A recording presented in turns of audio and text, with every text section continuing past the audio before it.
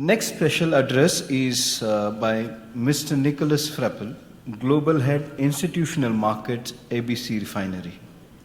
Mr. Nicholas Frappell is responsible for international precious metal sales and commodity finance, an experienced precious metals spot and swap trader with experience of developing business in Europe and Asia. Prior to working in Sydney, Nick worked in London, Tokyo, Singapore, and Hong Kong. Nick has a master's in finance, majoring in economic policy from the University of London, and a diploma in statistics from the Open University. He is chair of the LBMA Membership Committee and chair of the Gold Forum of the Minerals Council of Australia. With a round of applause, let's welcome Mr. Nicholas Frappell to deliver his special address.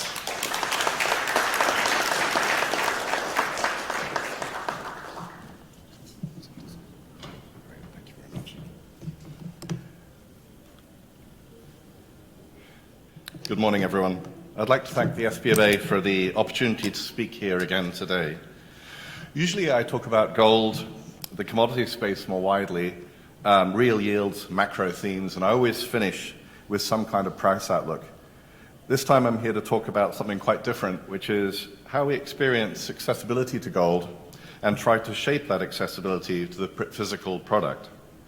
ABC Bullion has deep coverage of the retail gold buying community in Australia, supported by a physical presence in Melbourne, Brisbane and Perth, in addition to a new head office imminent in St Martin's Place in Sydney.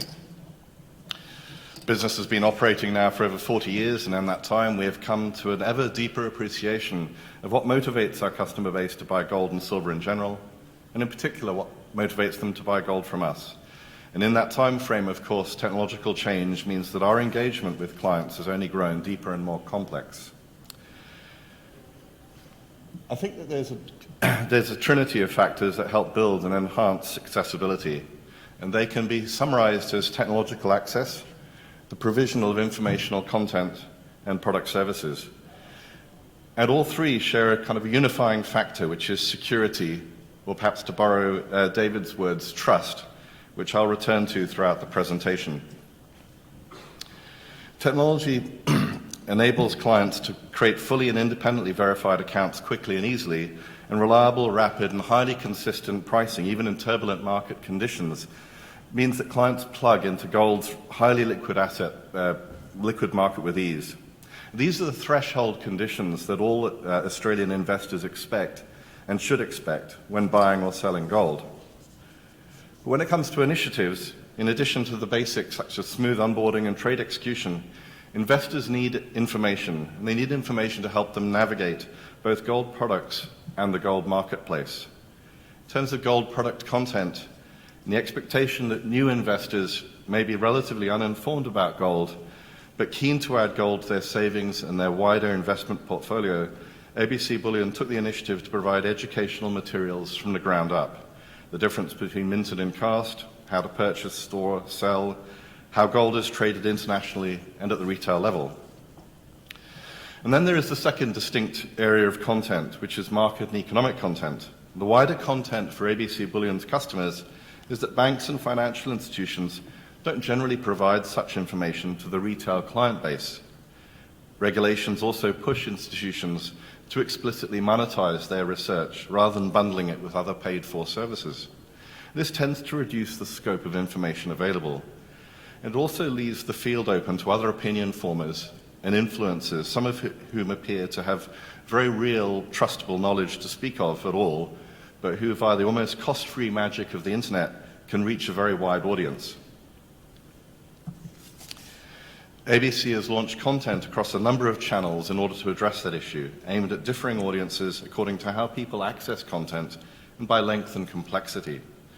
Content includes weekly and monthly reports and a podcast that's aimed to some degree at producers and others who are interested in the macro stories and events that help drive the gold price and the price of other assets. What we have learned is that how you speak to your audience matters, and that includes the right channel for them. For example, there are people who happily listen to podcasts, audio-only podcasts on YouTube. Who knew? Until a couple of months ago, not me. And in terms of content, what we realized, instead of a single message traveling via a single pathway, you need what looks like You'll need multiple channels to drive information according to their complexity, and you need to tailor it to their time commitments, their constraints, and their media preferences. So you end up with a sort of mosaic of information flow, not a pathway.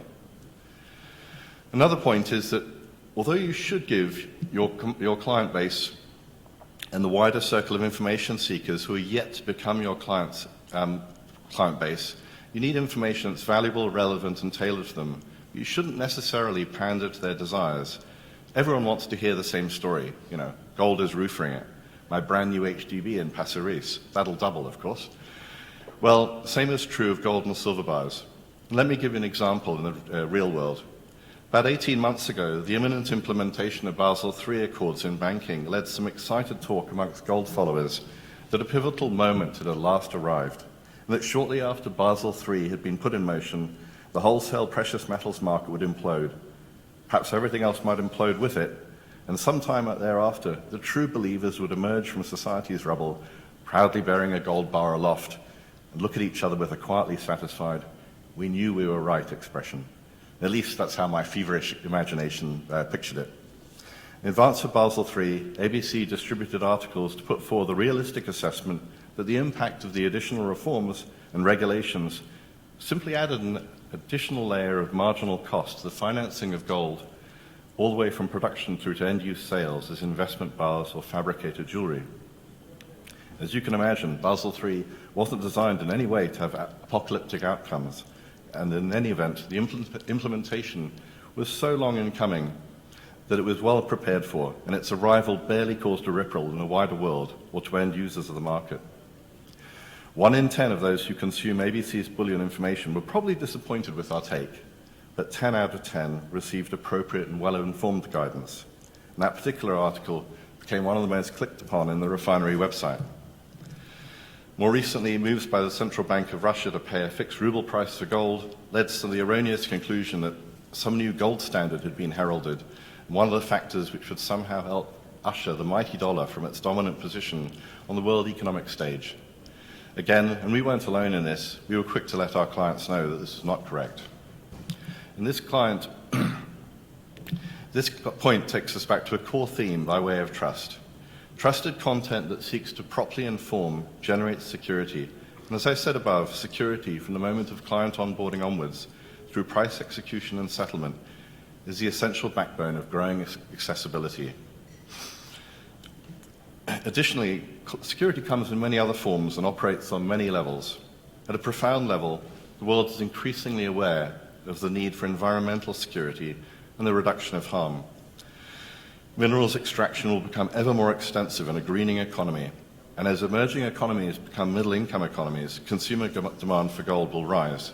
And part of the wider accessibility story for gold is about us sourcing gold from mines operating in a first-class mining environment, using technology to minimize the environmental footprint of the refining process, as we already do with partial pressure acidless separation.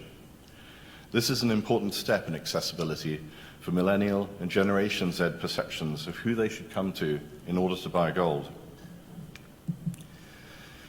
For the very long term, another initiative is gold and self-managed superannuation, what some people would call pensions.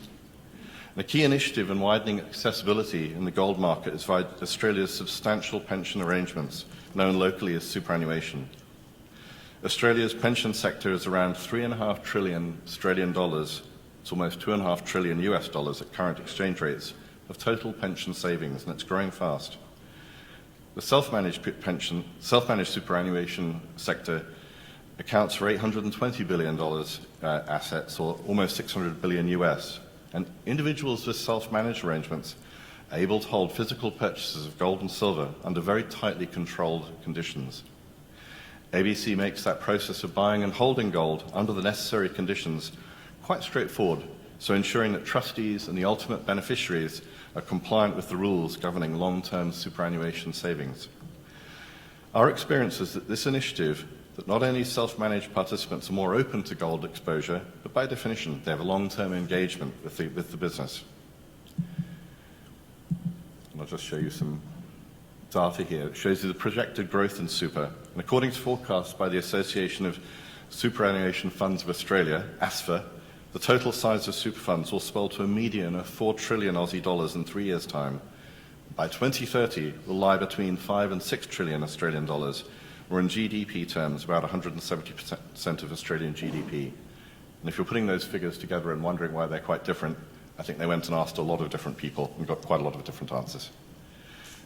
Anyway, this is all just as well that when you consider that according to the Bank for International Settlements, Australian household debt currently weighs in about 120% of GDP. What we know is that holdings of gold in SMSFs are likely to represent a higher than normal share of the investment portfolio, and that some share of the increase in SMSF holdings will flow to gold. If SMSFs grow in line with projections for super overall, then by 2030, self-managed super will grow to between 1.15 trillion and 1.4 trillion Australian dollars. Some of this increased value will find its way into physical gold holdings. Talking about gold without talking at least tangentially about crypto is almost impossible nowadays. One of our initiatives was to enable holders of BTC, of BTC paid for gold and silver by converting Bitcoin into Aussie via a third party, via conventional banking channels basically, in order to pay for precious. And our experience is a bit of a negative, as customers barely use the system. The conversion process isn't that fast, and very few customers appear to want to go through it. They probably want to stay within the crypto universe itself, or go into other crypto products via Tether or other channels. The huge moves in crypto seen in the last 18 to 24 months haven't really made an impact on that either. It does suggest that the use case for BTC as a medium of exchange isn't as universal as its proponents suggested back in the day. Responding to evolving tech and to evolving consumer preferences, ABC Bullion will develop an app that makes the buying and selling of physical gold even easier via a mobile device. All I'll say is watch this space. In the very exciting new chapter, and I guess what used to be called long ago clicks and mortar, ABC Bullion is opening a luxury retail boutique right in the heart of the Sydney CBD. Our boutique will be revolutionary with a specialist team of experts working to ensure a holistic and personalised customer experience. Located in the high-end retail domain of Martin Place, with very high foot traffic, we believe that having a street presence in a prominent and illustrious location whilst maintaining our features in the Perth, Melbourne and Brisbane offices increase our visibility in the gold investment market. We foresee that it will generate more engagement to the value of investing in gold, so not only potential existing investors, but the wider general public. With that, I'll just give you a little shout out for the Pot of Gold, our podcast, and hope that any of you who are interested will jump onto it and have a listen. Thank you very much for your time and for your attention.